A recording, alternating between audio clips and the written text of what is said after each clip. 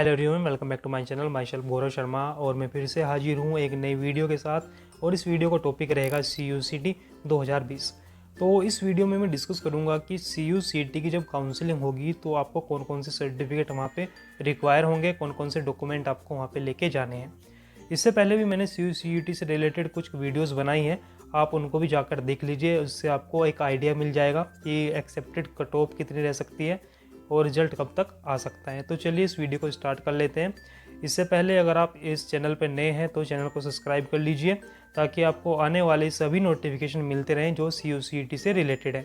तो चलिए डिस्कस कर लेते हैं कि कौन कौन से हमें डॉक्यूमेंट रिक्वायर्ड होंगे काउंसलिंग के टाइम पे। तो जो सबसे पहला हमारा सर्टिफिकेट है वो है हमारा TC। ठीक है, TC को हम ट्रांसफ़र सर्टिफिकेट भी बोलते हैं और ये हमें रिक्वायर होगा जब हम काउंसलिंग के लिए जाएंगे। जो TC सर्टिफिकेट होता है, इससे आपकी जो यूनिवर्सिटी होती है जिसमें आप एडमिशन लेने वाले होते हैं वो इंश्योर करती है कि आप कहीं और पर रजिस्टर तो नहीं है, आप एक साथ दो कोर्स तो नहीं कर रहे हैं। तो इसके लिए हमें जो आपका ट्रांसफ़र सर्टिफिकेट होता है उसको लेकर जाना होता है। ठीक है, तो जो सबसे पहला सर्टिफिकेट है वो है हमारा TC। उसके बाद जो सेकंड नंबर पे आता है वो है हमारा माइग्रेशन सर्टिफिकेट। ये हमें कॉलेज से मिल जाएगा, जहाँ पे हमने लास्ट स्टडी की है वहाँ से हमको माइग्रेशन सर्टिफिकेट मिल जाएगा, जिसमें कॉलेज ये लिख कर देगा कि अब यहाँ पे ये जो हमारा स्टूडेंट अब यहाँ पे रजिस्टर नहीं है, अब वो कहीं और पे एडमिशन ले सकता है। उसके बाद जो तीसरे नंबर का जो सर्टिफिकेट है वो है हमारा मार्कशीट। तो मार्कशीट के बारे में बहुत सारे कमेंट आप लोगों के आए कि मार्कशीट अभी नहीं मिली है, हमारे पेपर हो गए हैं लेकिन मार्कशीट अभी तक नहीं आए हैं। तो डोंट वरी, आपको टाइम दिया जाएगा, 2 से 3 महीने का आपको टाइम दिया जाएगा, या फिर हो सकता है आपको 1 सेमेस्टर का भी टाइम दिया जाए। तो उसे लेकर आप परेशान मत होइए। जब आपका रिजल्ट आ जाएगा, आपको मार्कशीट मिल जाएगी, तो आपको टाइम दिया जाएगा कि आप इतने टाइम में इस मार्कशीट को सबमिट कर सकते हैं। चलिए, जो फोर्थ नंबर का हमारा डॉक्यूमेंट है वो है हमारा कास्ट सर्टिफिकेट। तो कास्ट सर्टिफिकेट आपको अरेंज कर लेना है। अगर आप OBC हैं और SC ST या फिर EWS के कैंडिडेट हैं तो आपको कास्ट सर्टिफिकेट रिक्वायर होगा। और इन सभी की जो वैलिडिटी होती है वो 1 ईयर की होती है। तो आप प्लीज़ अपने सभी कास्ट सर्टिफिकेट को रीन्यू ज़रूर करा लीजिएगा। इसके बाद जो फिफ्थ आता है हमारा डॉक्यूमेंट, वो होता है हमारा कैरेक्टर सर्टिफिकेट। तो कैरेक्टर सर्टिफिकेट हमें जनरली कहाँ से मिलेगा? जो कैरेक्टर सर्टिफिकेट होता है वो आपको मिलेगा कॉलेज से या फिर स्कूल से जहाँ से आपने पढ़ाई की है। तो ये ईज़िली आपको अवेलेबल हो जाएगा। आपको स्कूल में कॉलेज में जाना है और उनसे बोलना है कि हमें चाहिए अपना कैरेक्टर सर्टिफिकेट, तो वो आपको ईजिली प्रोवाइड करा देंगे। इसके बाद जो नेक्स्ट डॉक्यूमेंट हमें रिक्वायर होगा वो होगा हमारा गैप सर्टिफिकेट। गैप सर्टिफिकेट का मतलब ये होता है कि सपोज़ कीजिए आप कहीं पे स्टडी कर रहे थे, फिर आपने कुछ यहाँ 1 साल का गैप हो गया, 1 साल के बाद आप एडमिशन ले रहे हैं या फिर 2 साल के बाद आप एडमिशन ले रहे हैं।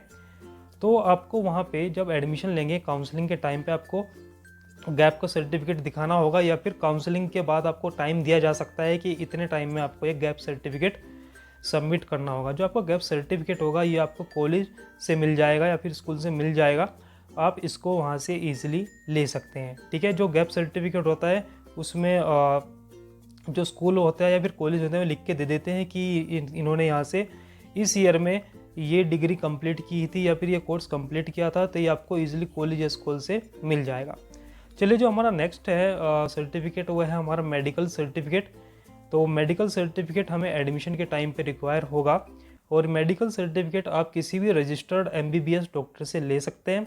अगर आपको छोटी मोटी कोई बीमारी है तो आपको उसकी ज़रूरत नहीं पड़ती है, लेकिन फिर भी आप उसको ज़रूर बनवा लीजिए। चलिए, नेक्स्ट डॉक्यूमेंट की अगर हम बात करें तो जो नेक्स्ट डॉक्यूमेंट है वो है हमारा CUCT का एडमिट कार्ड।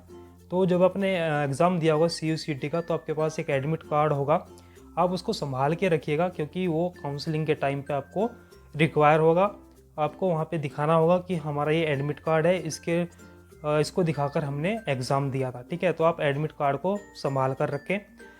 इसके बाद जो आपका अगला डॉक्यूमेंट है वो है हमारा CUCT का स्कोर कार्ड। जब आपका रिजल्ट CUCT का आ जाएगा तो आपको स्कोर कार्ड प्रोवाइड कराया जाएगा, जिसमें आपसे पूछा जाएगा कि जिसमें आपको नंबर दिए गए होंगे कि आपके कितने नंबर आए हैं CUCT के एग्ज़ाम में। तो आपको वो स्कोर कार्ड भी संभाल कर रखना है, आपको काउंसलिंग के टाइम पे उसको लेके जाना होगा। अब दूसरा जो नेक्स्ट डॉक्यूमेंट है वो है हमारा डोमिसाइल सर्टिफिकेट। तो डोमिसाइल सर्टिफिकेट आप कहाँ के रहने वाले हैं, ये सभी के पास होता है डोमिसाइल सर्टिफिकेट। इसको भी आप संभाल के रखें। जब अगर आप किसी अदर स्टेट में एडमिशन लेते हैं तो आपको इसकी रिक्वायरमेंट पड़ती है। तो यहाँ पे ये टोटल सर्टिफिकेट मैंने बताए, मैं फिर से एक बार उनको रिवाइज कर देता हूँ।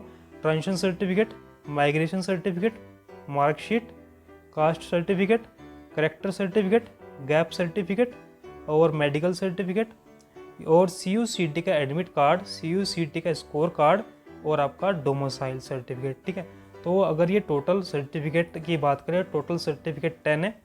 इसमें कुछ सर्टिफिकेट में आपको रिलैक्सेशन दी जा सकती है कि आपको हो सकता है 1 महीने का टाइम दिया जाए या फिर 2 महीने का टाइम दिया जाए या फिर पूरा सेमेस्टर का टाइम भी आपको दिया जा सकता है कि आपको एडमिशन के बाद इनको यूनिवर्सिटी में जमा करना है। ठीक है, तो ये सर्टिफिकेट्स थे जो रिक्वायर होंगे CUCT की काउंसलिंग के लिए। ठीक है, जिन लोगों का रिजल्ट अभी नहीं आया है, क्योंकि मैक्सिमम यूनिवर्सिटी में कोरोना की वजह से एग्ज़ाम अभी हो रहे हैं तो रिज़ल्ट नहीं आया है, तो आप प्लीज़ परेशान मत होइए। आपको टाइम दिया जाएगा, आपको रिज़ल्ट की जो मार्कशीट आएंगी उनको सबमिट करने का आपको टाइम दिया जाएगा।